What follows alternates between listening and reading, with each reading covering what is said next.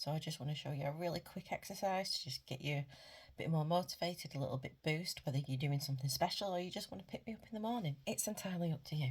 So I want you to start with the karate chop bit of your arm here and just start tapping it. Tap, tap, tap, tap, tap.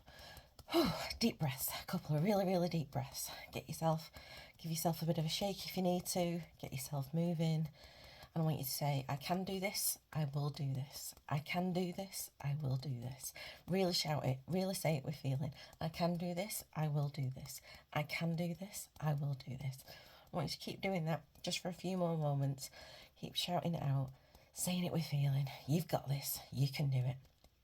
And finally, I want you to stand with your feet slightly apart, hands on your hips, and I want you to raise your head up into the sky, because whilst our head's raised, that gives us positive feelings. Obviously, when we're sad, we're upset, we put our head down, so we raise our head, hands on hips, and shout, I got this, as loud as you can. I got this. And that should help change your mood just like that. Give it a go. Let me know what you think. I'd love to hear what you think in the comments. Do you want to add this to your toolkit? Let me know. Bye.